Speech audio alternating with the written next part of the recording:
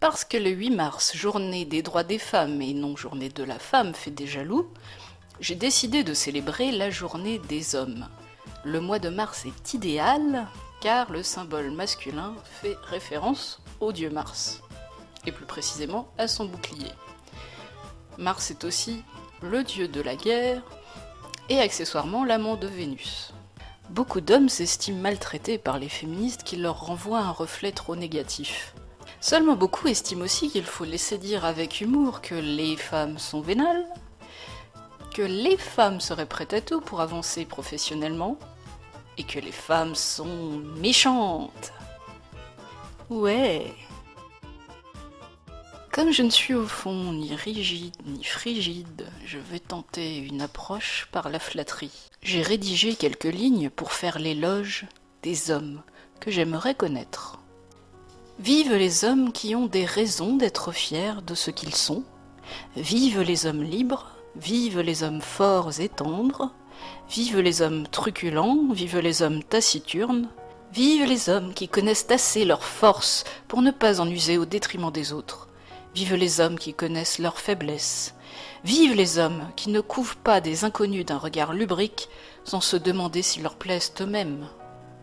Vive les hommes qui savent désirer avec fougue et avec patience. Vive les hommes qui savent entendre la détresse, la douleur et la peine. Vive les hommes qui tiennent leurs promesses. Vive les hommes qui tiennent à leurs rêves. Vive les hommes qui ne se font pas d'illusions. Vive les hommes que je pourrais aimer et que je ne rencontrerai jamais. Et pour conclure, voici une scène où des hommes parlent des femmes.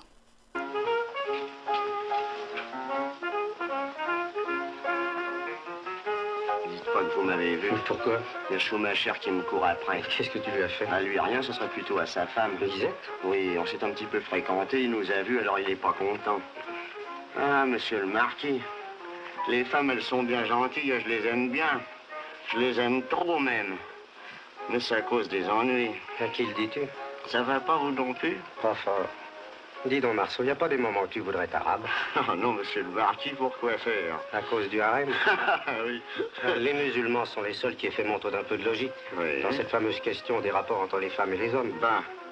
Dans le fond, ils sont bâtis comme nous. Voyons. Il y en a toujours une qui préfère. Oui. Mais ne se croit pas obligé à cause de ça de flanquer les autres à la porte et de leur faire de la peine. Voyons.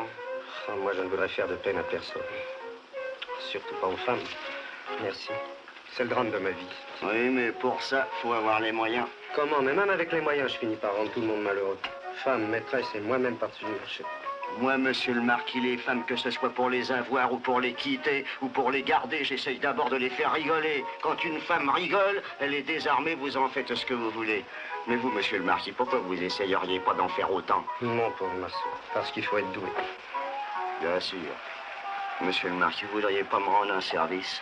Volontiers, lequel? Ça serait de jeter un coup d'œil au bout du couloir, parce que si Schumacher n'était pas par ici, j'essaierais de me débiner par la cuisine. Ouais, passe donc par la terrasse. Oh non, il y a trop de lumière.